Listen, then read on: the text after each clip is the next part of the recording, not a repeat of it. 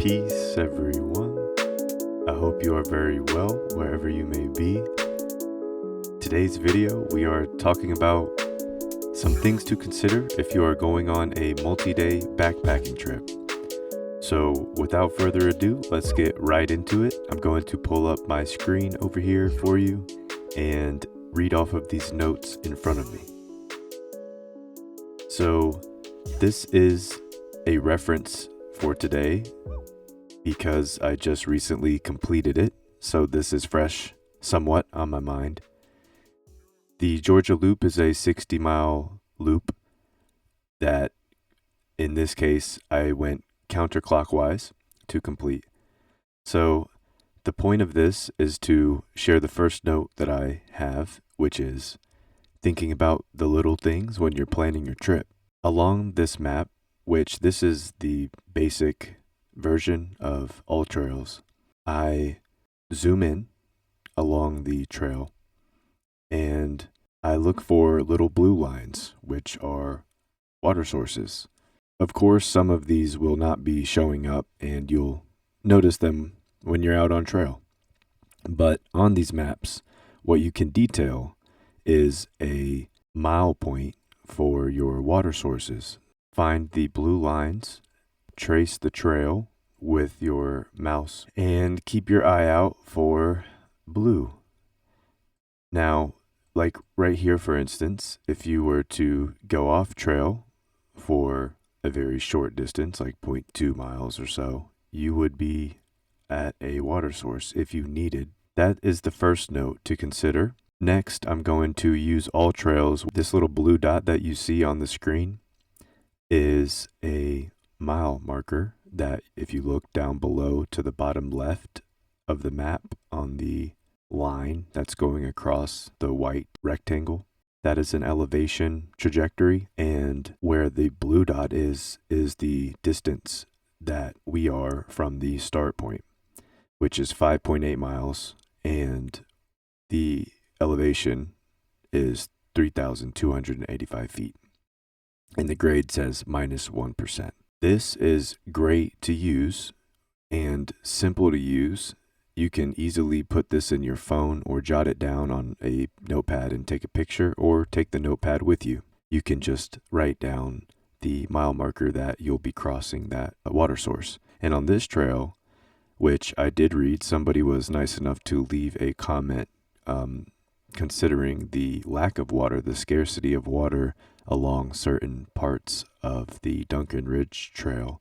Anyways, let's keep rolling. That's just a big note, the first note to keep in mind if that's something that you don't do. The next thing that I have noted, which I'll keep this up for a minute, is not to bring too much food. So if you're only out for a few days, and it depends on your appetite, I brought too much food this time around. For me, I found out that I don't need to eat and eat and eat. Like I said, this would require multiple days, weeks of hiking, and I would build up an appetite. What I did notice over the course of a few days is generally a slow increase in appetite. So I might eat a little bit more than the day before. And this is within variation of daily mileage, which was between 17 and 22 or 23 miles. Yeah, don't bring too much food. It's just extra weight at the end of the day. That's just some stuff, again, to consider beforehand. Thinking about how much do you really need. You might not use as much as you think. So the next note I have is, and this is another good one, is slowing down to conserve energy. There is a rhythm and a harmony in your mechanics, in your biorhythms, even your breath and your movements, all of your movements together. You sustain this pace and you optimize this pace ideally as a hiker and backpacker as you continue over time to refine and adjust, slowing down to conserve energy, not just to smell the flowers. Towards the end of that day, I was able to go off the trail, which was, again, this was the only way I was going to get water anywhere close to me was by getting off the trail for about 3 or 4 tenths of a mile, maybe, and stopping at a creek. And I actually stopped and did take a break for about an hour because I had to. And that's not the condition you want to be in, where you have to do it because you've set a pace. You know, something that's not overdoing it. So 17 miles in, that blue dot, where is it? Here we go. So yeah, that was, for me, without continually replenishing the water, that beat me up that first day. That is another note that I wanted to share. Yeah, slowing down to conserve energy and waste. And we're going to take this a step further. Waste the least amount of energy as possible. So again, this is sort of like employing the mental faculties along with your breathing. Now, breathing is at top priority, and I'm going to dedicate an entire video series just for breathing, because that is one of the main reasons I'm out there, along with connecting the mind to the heart, or wasting the least amount of energy as possible and utilizing energy bursts throughout your day. I would say that rest and recharging is more important, for one, and two, while you're active during the day, mentally employing, psychically employing a command system via your thoughts. One way to do that is also mechanically, which we just mentioned. The first phase of that is just by actually physically slowing down to conserve the energy, but then again, tapping in, tuning into your breath, doing deeper breath exercise, making sure to breathe in through your nostrils.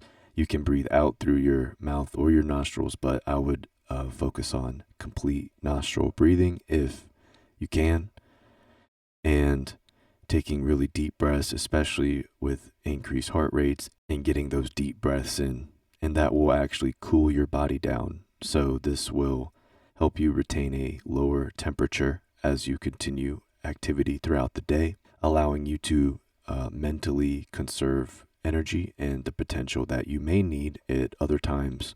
And with that, again, you're going to have energy bursts like we all have. Sometimes that's called your second wind, or even like your sixth sense kicks in, like, basically just something intuitive in your nature that you can develop.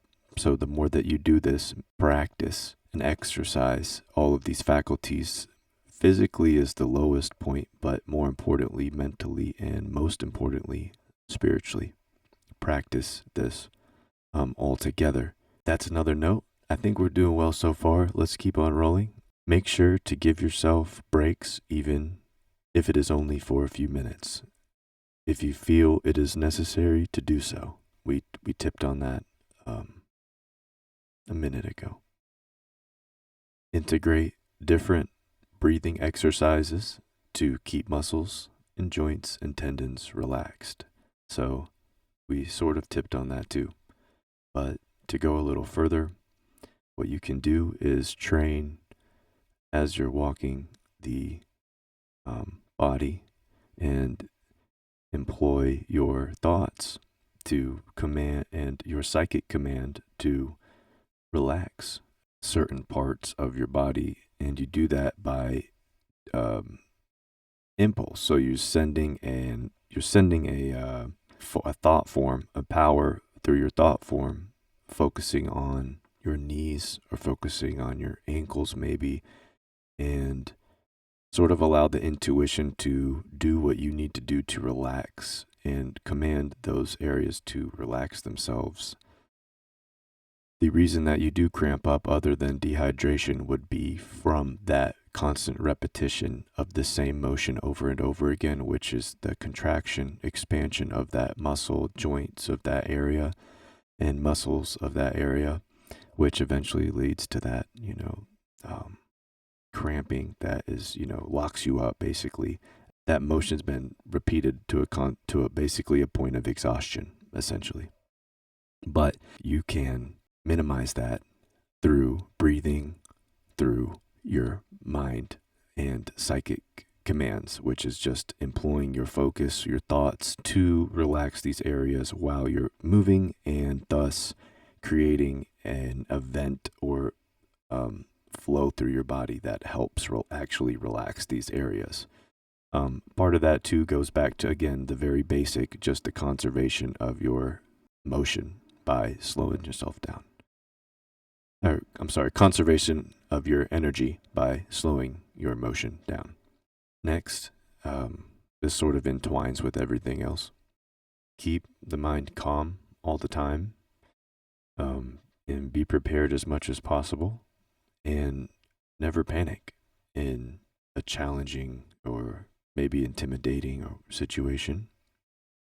So, again, this is back to just staying in balance. And yeah, I think that's a great note to just add and entwine with all the other notes previously mentioned. And that is to say, you cannot plan or be prepared for everything. And I'll share a short story along with this trip. The first night, I drove and I got there to Woody Gap parking lot in the evening, and I walked in a couple miles and set up camp, and it was basically getting dark after a couple hours. So I set camp up, went to sleep, woke up the next morning, and I said, okay, well, I brought this coffee. Let me make a little bit of coffee. Well, I got up and I set an alarm that morning to get up so I could roll because I was excited to get going. I boiled my water and, pretty very fast. And thankfully, let me start from the beginning. I put my socks on and then I unzipped the tent, put my stove burner, cook stuff right in front of me. Did my put some water in there, started up. I went to turn the stove off, and I had this in between my feet. And when I did that, I accidentally hit the jet boil, the pot, and it turned I hit it just enough to hit it off of its balance, and it went directly on my foot. So thankfully I had the sock on, and I immediately took the sock off, and I just looked at my foot, and there was probably like a 1 second in between that where I just was like, the reaction moment of, oh shit, took my sock off, and I said, okay, this is gonna be gnarly, because it was burning.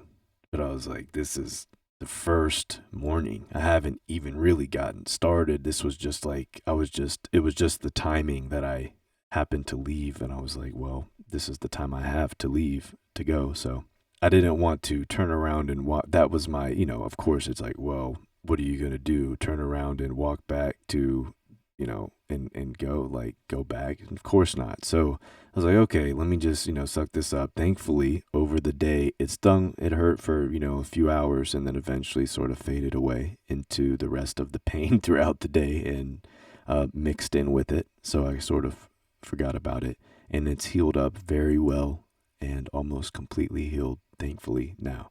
But that story is all to say that you really can not prepare for everything, physically, like beforehand, and mentally, you just have to be ready to adapt. Mentally, if anything, is going to be your strongest accessory when it comes to dealing with a challenge that you might not be ready for, which is going to happen. Mistakes happen. I'd rather it be my foot than somebody else's. And let's see, what else? Is there anything else? Well, I guess that is just to say that thankfully I put my socks on first. If I wouldn't have put my socks on, that would have been a direct contact to my skin, and I'm unsure what that would have looked like. Maybe some bubbles and stuff on my skin, which that might have been more severe. So, fortunately, I put my socks on, and I was able to, like 1 second after, take the sock off, which I know definitely took some of the pain and the after effects away. So yeah, overall, just remember, I think one of the bigger points to sum this up is to just take your time. That's a way to simplify some of that. And that will lead you back to the very beginning of what we mentioned, was to be able to think about the little things, and even beforehand doing your research. Yeah, that was I think everything I wanted to share with this video today, and I hope that you got some good info out of it. Reach out, as always, I mentioned this in these videos. Reach out with any questions, comments, or concerns regarding anything. I have another playlist in the YouTube channel that is for esoteric psychology, occult psychology. I have a playlist for synchronicities and symbolism.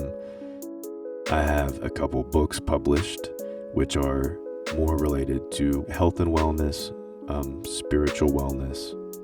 And yeah, so feel free to check out any other parts of the channel. I encourage anybody to, if it sounds interesting to you. And once again, everybody, if you have any questions regarding anything at all, don't hesitate to reach out. Just holler at me. And yeah, with that being said, as always, please take care in your endeavors and adventures. And I will see you in another video. Much love. Peace. To get out there, I mean, really just go and do it.